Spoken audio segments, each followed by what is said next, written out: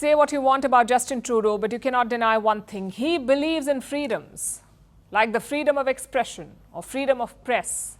Unless, of course, you're Indian press, in which case you're branded fake news.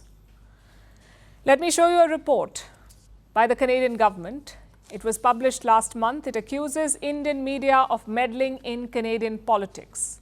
Now, the data appears to be from last year, from 2023. That's after Trudeau accused India of killing Nijjar.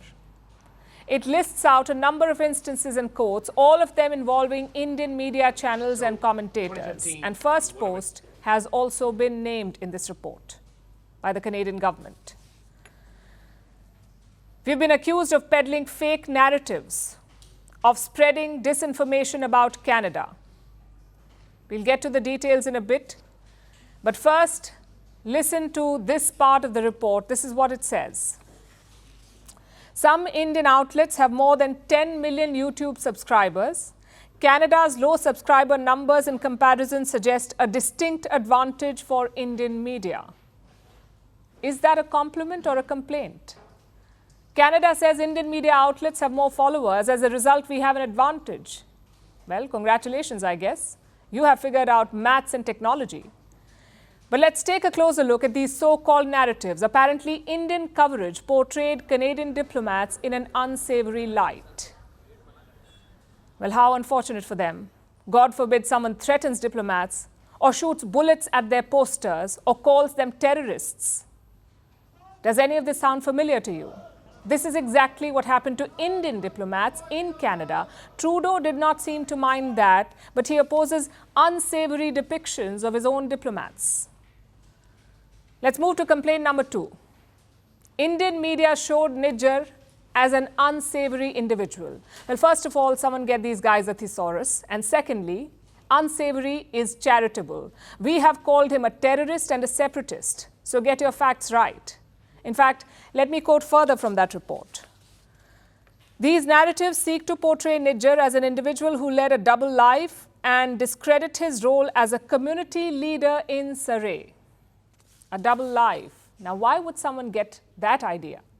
Is it because Nijjar went to Canada on a fake passport? Or because his asylum bid was rejected? Or because Interpol issued a notice against him? Or because of the dozens of cases here in India against him? Maybe all of them. Which community leader has such a rap sheet? I'm hoping no one. Which brings us to the third complaint. Targeting of New Democrat leader Jagmeet Singh. Let me quote again. Many Indian media posts claim Jagmeet Singh is pro-Khalistani and is culpable of terrorism himself. These narratives present Singh as the reason for Prime Minister Trudeau's ruination. Again, just to be clear, we are not claiming Jagmeet Singh is a Khalistani. He is a Khalistani. I know Trudeau doesn't trust Indian media, so here's a Canadian report from 2018. It says Jagmeet Singh attended Khalistani rallies where violence against India was celebrated. That same year, he gave an interview.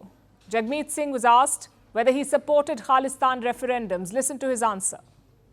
As a leader of a federal party in Canada, it's not up to me, nor should I provide any input on whether people advocate for it or not.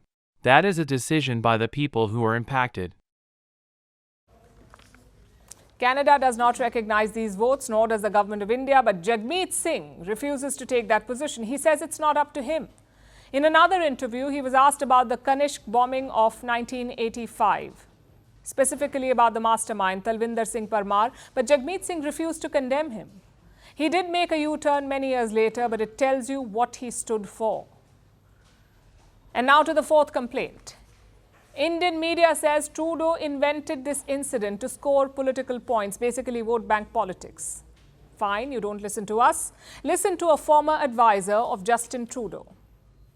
By taking goodwill measures, it would have at least been possible to keep talking and find workable policy solutions. The only problem was, Mr. Trudeau did not want to lose the Sikh vote to Jagmeet Singh, so he dug in our heels. This was published in the Globe and Mail. Last we checked, it's a Canadian newspaper. Are they also spreading fake narratives? If so, why aren't they on this list? The fact is, Justin Trudeau is shooting the messenger. Maybe some random influencers are pushing fake narratives, but the overwhelming perception is not wrong. Trudeau and his government allowed Khalistani radicals to flourish, and Hardeep Singh Nijjar was one of them. You can name-call the Indian media all you want to, but it does not change the facts. Also, just some advice for your staff. Maybe stop counting our views and subscribers on YouTube. Instead, try finding that promised evidence.